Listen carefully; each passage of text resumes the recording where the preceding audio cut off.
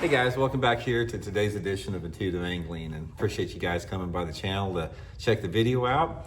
And guys, today I want to give you all just a good tutorial, good foundational tips on buying a good bait casting rod and reel outfit. As far as the rod and the reel both, it can be super intimidating. It's like there are so many different rod and reels to choose from. It's like if you go through at a tackle store, or you look on Tackle Warehouse, or you go by any retailer, it's like there's walls and walls of rods. Everybody makes rods, everybody makes reels, and it's very confusing. So I want to give you guys some tips and advice on what I've looked for, some things that work good for me, some of the equipment that I use, maybe sort of simplify it, and really talk in terms of the real world applications. Because one of the things about rod and reels, they overcomplicate it. It's like if you look at all like the specifications and all the details between rod and reels, it's too much. It's like it can be more confusing than not. So I'm going to give you guys just a really simplest, not simplistic in like a dumbed down way, but a very, I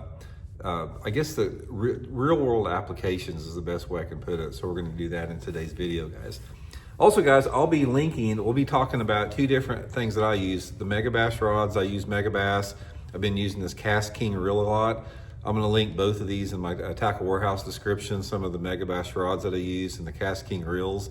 So if you guys are looking to purchase a rod and reel outfit, using that link in mine to get them, try these out. I think you guys will really like them. So those links will be in the description.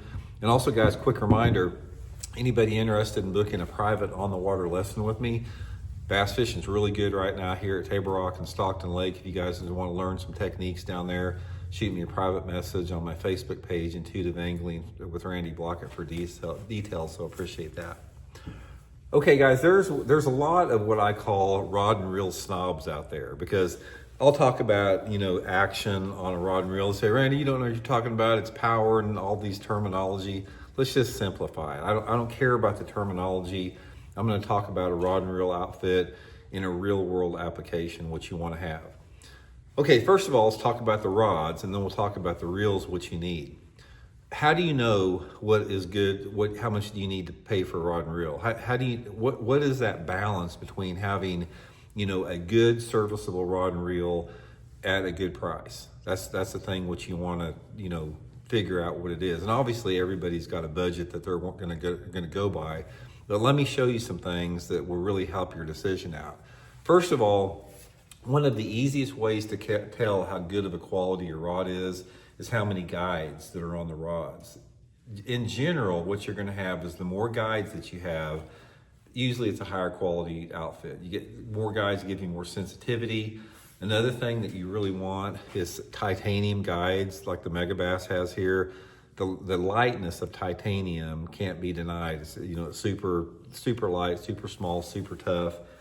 And then overall, it's like the feel of a rod, it's like, that is the main thing about it. It's like some rod and reels feel different depending upon, how they're balanced and the weight with it. It's not necessarily about a rod and reel being light. Yeah, people like using light rod and reels, but that's not the main, focus. It's more about the balance in it. So when you hold your rod and reel, it needs to feel balanced. It needs to feel like the weight's distributed evenly. That's one good thing about it. Another thing is about the length of the rod and reels, the length of the rod specifically. To simplify it, you pretty much can get by with 3 different type of lengths on a bait caster. You need one bait caster that is under 7 feet. Like the 6'11" Megabass makes one called a 110 special and a jerkbait special. A rod under 7 feet is the rod that I use when I'm putting a lot of wrist action on it. So if I'm fishing like a Zara spook or something, or a jerk bait where I'm jerking it, anything that requires wrist action, some different type of topwaters, a chugger, you want a rod that's under 7 feet long, because you can manipulate that better. So you need one rod, probably some type of a medium action under 7 feet. The next rod that you need, which is the serviceable one, which I use most, is you need some type of rod that's 7 foot or a little bit over 7 feet in a medium heavy action. Now the medium heavy action, if you're looking for a rod that has a fairly stiff butt section, and you want one that's got a somewhat of a parabolic bend but still pretty stiff on there. Now a medium heavy, for example, there would be like the Megabass Perfect Pitch Rod is the one I use. It's 7 feet 2. I consider it a medium heavy. This is going to be your workhorse. This is a rod and reel that you can do a lot of different stuff with it. You can fish slow baits, you can fish reaction baits. It's a good all-around workhorse rod. And then finally, the third rod is you need a flipping stick. I use that Megabass Alkalies, some type of a 7.5 to 7'11" rod. This is going to be for all your pitching and flipping. I throw big heavy spinner baits on it, big glide baits, big swim baits. I'll throw Carolina rigs on it. A lot of different type of lures, frogs, horny toads.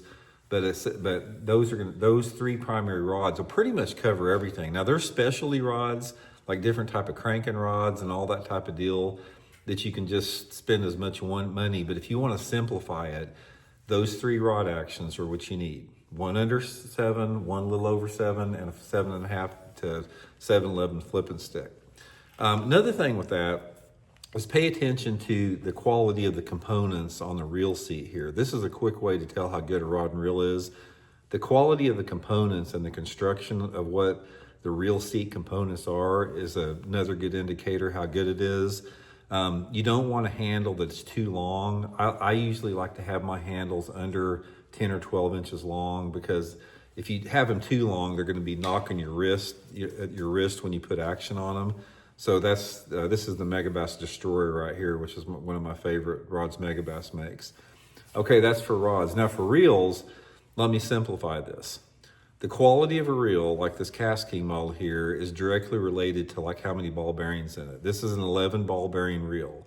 You really want a reel that has at least 10 or 11 ball bearings in it. It makes a big difference on the sensitivity and how smooth it is.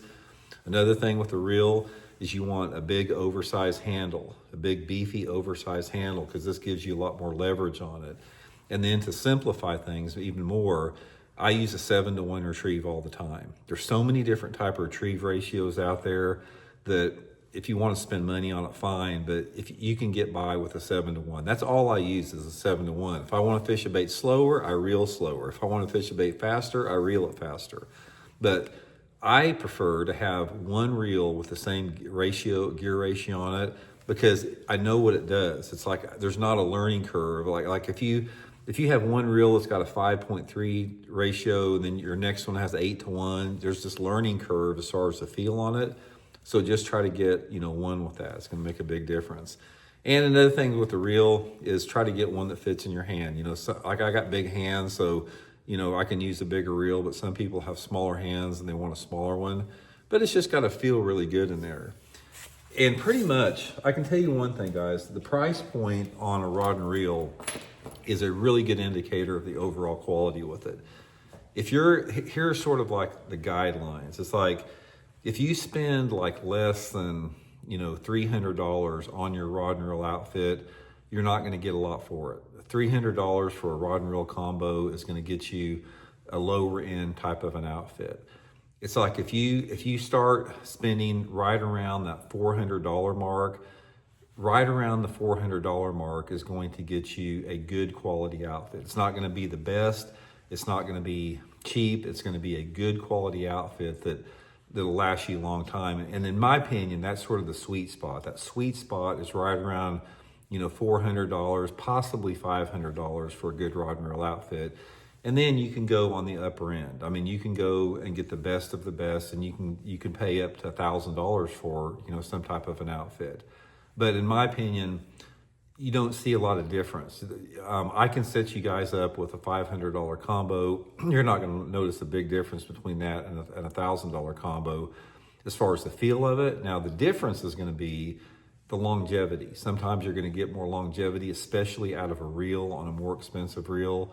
But if you start, looking at the price point of a rod and reel, that's what you're looking like. Like for example, this Kastking reel here is going to be a little over $200, and based upon the rod that Megabass has, they got them starting at $199, which is the Levante, which is one of my favorite, and even higher from there. So that's just sort of some good rules of thumbs, guys. But try not to get overcomplicated by it. And like I said, if you got a big budget and money's not an issue, you can go hog wild with it. You can get, 10 different actions. But if you want to save some money and have a budget and have a situation where it really helps you guys, just get your reels all 7-to-1 with 11 ball bearings and get you those 3 outfits. 6'11" rod, medium action, 7'2" medium heavy, and your flipping stick, and you'll be good to go for 95% of the fishing situations out there. So, guys, hope it helps out. We'll talk later.